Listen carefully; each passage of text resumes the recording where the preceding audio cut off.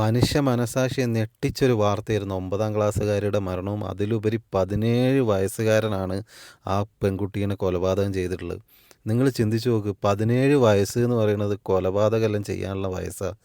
എങ്ങനെ ഇവനൊക്കെ ഈ ഒരു പ്രായത്തിൽ തന്നെ ഇങ്ങനെ ചിന്തിക്കുന്നു എന്നാണ് ഞാൻ ആലോചിക്കുന്നത്. ഇങ്ങനെ കൊല്ലാം, അല്ലെങ്കിൽ സംശയരോഗം, ഈ സംശയരോഗമൊക്കെ വരേണ്ട ഒരു ടൈമാണത്.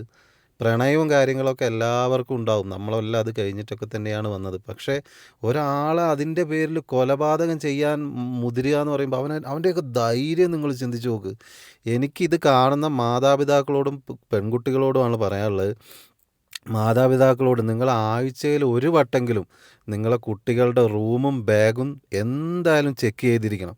നിങ്ങൾ ഫോൺ വാങ്ങിക്കൊടുത്തിട്ടില്ലെങ്കിൽ അവരെ ഫോണ് ആവശ്യമുള്ളവർ അവർക്ക് വാങ്ങിക്കൊടുത്തിട്ട് അവർ ഒളിപ്പിച്ച് വെച്ചിട്ടുണ്ടാവും. ഇന്നത്തെ കാലത്ത് എല്ലാവർക്കും സെപ്പറേറ്റ് റൂമാണ്. നമ്മൾ ഭയങ്കര വലിയ ന്യൂ ജനറേഷൻ തന്തയും തള്ളയാതെ നിന്നിട്ട് കുട്ടികളെ ഞാൻ സുഹൃത്തുക്കളെ പോലെ കാണുന്നത്. അവരെ സ്വാതന്ത്ര്യം എന്ന് പറഞ്ഞിട്ട് ചെറുപ്പത്തിൽ തന്നെ 9ാം ക്ലാസ്സിലും 10ാം ക്ലാസ്സിലും എത്തുമ്പോൾ തന്നെ അവരെ വഴിക്ക് വിട്ടിട്ട് അവർ ലഹരിക്കും ഇതുപോലുള്ള അക്രമത്തിനും അടിമകളാകുക ചെയ്യുന്നത്. നിങ്ങൾക്ക് ആരെയും സർട്ടിഫിക്കറ്റിൻ്റെ ആവശ്യമൊന്നുമില്ല. നിങ്ങളെ കുട്ടികളെ കറക്റ്റായിട്ട് ശ്രദ്ധിക്കണം. ഇല്ലെങ്കിൽ ഇതുപോലുള്ള അക്രമങ്ങളിലായിരിക്കും കുട്ടികൾ എന്ന് എത്തിപ്പെടുക. അതേപോലെ തന്നെ പെൺകുട്ടികളോട് നിങ്ങൾ ഈ ഇൻസ്റ്റഗ്രാമിൽ കാണുന്ന ഈ റീല്, അതുപോലെ തന്നെ പൂക്കി ലൈഫ്, ബെസ്റ്റി, ഇതൊന്നുമല്ല റിയൽ ലൈഫ് എന്ന് പറയുന്നത്. റിയൽ ലൈഫ് എന്ന് പറയുന്നത് നിങ്ങൾ ചിന്തിക്കുന്നതിലേക്കും അപ്പുറമാണ്. അതുകൊണ്ട് ദയവ് ചെയ്തിട്ട് അതിൻ്റെയൊന്നും പുറകെ പോകരുത്. കഴപ്പ് മൂത്ത ആൾക്കാർ തോന്നിവാസം ചെയ്യാൻ വേണ്ടിയിട്ട് ഉണ്ടാക്കി വെച്ച ഓരോ പേരുകൾ മാത്രമാണത്. ഇപ്പം നഷ്ടപ്പെട്ടത് ആർക്കാണ്? ആ കുട്ടിയുടെ മാതാപിതാക്കൾക്കും അതുപോലെ തന്നെ ആ കുട്ടിയുടെ ജീവിതം ഇല്ലാതെയായി. ഒരു പിതാവ് എന്നുള്ള രീതിയിൽ എനിക്ക് മനസ്സിലാവും ആ അച്ഛന് അല്ലെങ്കിൽ ആ ഉപ്പാക്ക് എത്രമാത്രം വിഷമം ഉണ്ടാവും എന്നുള്ളത്. ഇപ്പം നിങ്ങൾ തന്നെ ആലോചിച്ച് നോക്ക്, അവൻ എന്ത് ശിക്ഷയാണ് കിട്ടാൻ പോകുന്നത്? അവന് 17 വയസ്സായിട്ടുള്ളൂ. ഈ 17 വയസ്സുള്ള ആൾക്കാരെ ജയിലിലിടാൻ പറ്റില്ല. 18 വയസ്സിന് ശേഷമേ ജയിലിലിടാൻ പറ്റൂ. ഇപ്പോൾ അവനെ ജൂനിയർ ഹോമിലേക്കാണ് മാറ്റുക.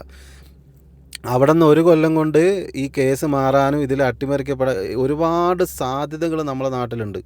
ഇപ്പം തന്നെ ഞാനിപ്പോൾ ഇവിടെ വന്നിട്ട് 6 കൊല്ലമായി. ഈ 6 കൊല്ലത്തിൻ്റെ ഇടയ്ക്ക് ഞാനിങ്ങനെ ഒരു വാർത്ത കേട്ടിട്ടില്ല. പെൺകുട്ടികളെ നശിപ്പിച്ചു എന്നോ കൊന്നു എന്നോ. ഇവിടെ തന്നെ ഒരു ഷോപ്പ് നേരെ ഒരു പെണ്ണും അതേപോലെ തന്നെ മാതാവും കുട്ടിയെല്ലാം ഇറങ്ങി വരികയാണെങ്കിൽ ഇവിടുത്തെ ആൾക്കാർ അവർ മാറി നിൽക്കും. അവരിറങ്ങി പോട്ടെ എന്ന് കരുതിയിട്ട്. അത് റെസ്പെക്റ്റിലുപരി ഉണ്ടല്ലോ, ഈ നാട്ടിലെ നിയമത്തിനോടുള്ള പേടിയാണ്. അതായത് ഇന്നലെ നടന്ന ആ സംഭവം ഇവിടെയാണ് നടക്കുന്നതെങ്കിൽ ഈ സമയം കൊണ്ട് അവൻ്റെ തല റോഡിലുണ്ടാവും. അങ്ങനത്തെ നിയമങ്ങൾ നാട്ടിൽ വരണം. അതായത് നിയമത്തിന് പേടി വേണം.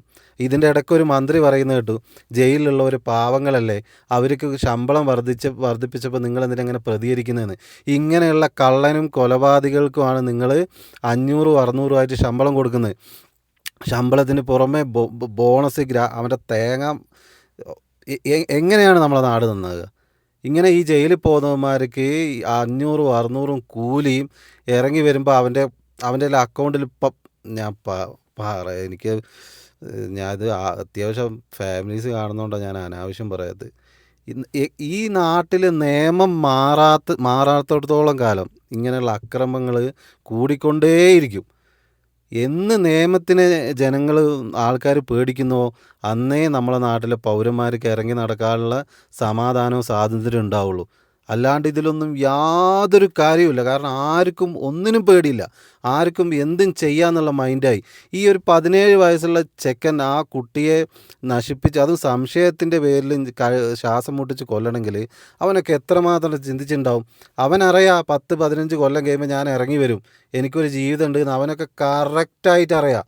അവനൊക്കെ ഇതൊക്കെ നെറ്റിലും യൂട്യൂബിലൊക്കെ സെർച്ച് ചെയ്തിട്ടായിരിക്കും ഇങ്ങനത്തെ തോന്നിവാസന ഇറങ്ങുന്നത്. അതുകൊണ്ടാണ് ഞാൻ പറയുന്നത്, വീണ്ടും പറയുന്നത്, നമ്മളെ നാട്ടിൽ നിയമം മാറാതെ ഒരു മാറ്റവും ഉണ്ടാകാൻ പോകുന്നില്ല.